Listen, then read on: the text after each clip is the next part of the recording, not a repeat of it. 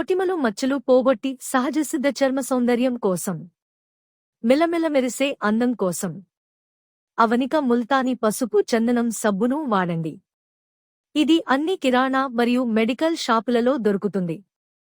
మా వద్ద నీమ్ తులసి సబ్బులు, గ్లిసరిన్ సబ్బులు, ముల్తానీ మిట్టి సబ్బులు అందుబాటులో ఉన్నాయి. మరిన్ని వివరాలకు సంప్రదించండి. గమనిక: ఆన్లైన్లో కూడా పంపబడును.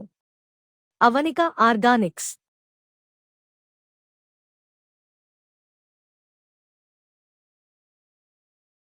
Savings account. సేవింగ్ ఖాతాలో ఇంతకంటే ఎక్కువ మొత్తం డిపాజిట్ చేస్తే ట్యాక్స్ చెల్లించాలి. మరొక కొత్త పన్ను నియమం. Savings account limit. పొదుపు ఖాతాను నిర్వహించడం చాలా సులభం అనిపిస్తుంది, అయితే ఇది నిర్దిష్ట పన్ను చిక్కులను అర్థం చేసుకుంటుంది, ప్రత్యేకించి గణనీయమైన డిపాజిట్లు లేదా గణనీయమైన వడ్డీ ఆదాయం ప్రమేయం ఉన్నప్పుడు. మీ సేవింగ్స్ ఖాతాను, సేవింగ్స్ అకౌంట్ బాధ్యతాయుతంగా నిర్వహించడంలో మీకు సహాయపడటానికి పన్ను నియమాలు మరియు రిపోర్టింగ్ అవసరాల గురించి ఇక్కడ వివరణాత్మక పరిశీలన ఉంది. సేవింగ్స్ అకౌంట్ డిపాజిట్లపై పరిమితి లేదు, కానీ పన్ను నియమాలు వర్తిస్తాయి.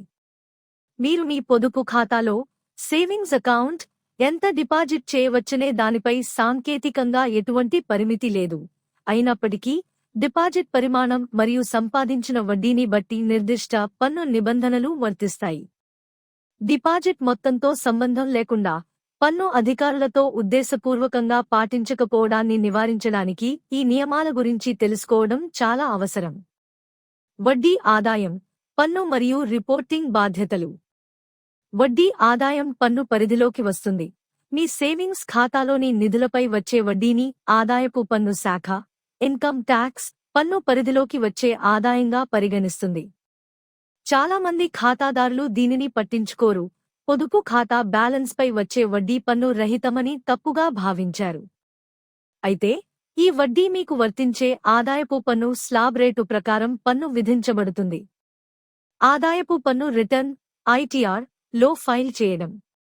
మీ వార్షికని సిద్ధం చేసేటప్పుడు, మీరు కలిగి ఉన్న అన్ని పొదుపు ఖాతాల నుండి వచ్చే మొత్తం వడ్డీ ఆదాయాన్ని చేర్చాలని నిర్ధారించుకోండి.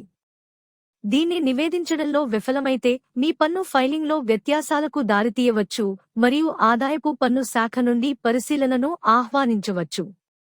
ఆదాయపు పన్ను శాఖకు పెద్ద డిపాజిట్లను నివేదించడం. 10 లక్షల రూపాయలు లేదా అంతకంటే ఎక్కువ థ్రెషోల్డ్. మీరు పొదుపు ఖాతాలో డిపాజిట్ చేయగల మొత్తానికి పరిమితులు లేవు. ఆర్థిక సంవత్సరంలో డిపాజిట్లు 10 లక్షల రూపాయలు దాటిన తర్వాత రిపోర్టింగ్ తప్పనిసరి అవుతుంది. ఆదాయపు పన్ను శాఖ దృష్టిని ఆకర్షిస్తున్నందున ఈ మొత్తానికి సంబంధించిన డిపాజిట్లు తప్పనిసరిగా మీలో బహిర్గతం చేయబడాలి.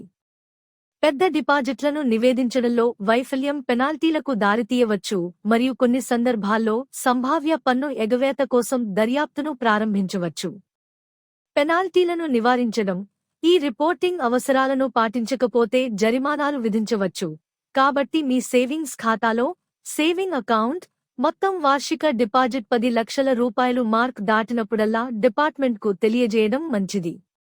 సకాలంలో రిపోర్టింగ్ పెనాల్టీలను నివారించడంలో సహాయపడుతుంది మరియు మీ ఆర్థిక లావాదేవీలలో పారదర్శకతను అందిస్తుంది.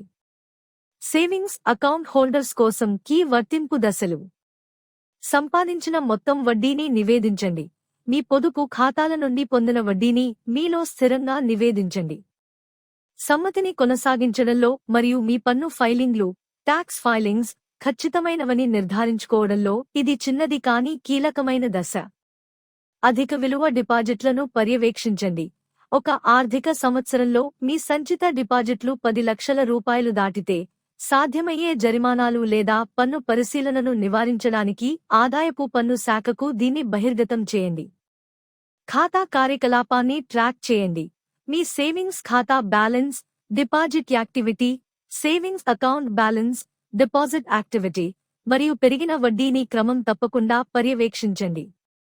ఈ అభ్యాసం సమ్మతిని కొనసాగించడంలో సహాయపడుతుంది, పన్ను దాఖలును సులభతరం చేస్తుంది మరియు సంభావ్య పన్ను సమస్యలను నివారిస్తుంది. తీర్మానం. ఈ మార్గదర్శకాలను అనుసరించడం ద్వారా మీరు చట్టపరమైన సరిహద్దుల్లో ఉంటూనే మీ పొదుపు ఖాతాను సమర్థవంతంగా నిర్వహించవచ్చు. అధిక డిపాజిట్లు మరియు వడ్డీ ఆదాయాన్ని ముందస్తుగా నివేదించడం మనశ్శాంతిని నిర్ధారిస్తుంది, పన్ను సంబంధిత సమస్యల ప్రమాదాన్ని తగ్గిస్తుంది మరియు ఆదాయపు పన్ను శాఖతో పారదర్శక ఆర్థిక ప్రొఫైల్ను రూపొందిస్తుంది.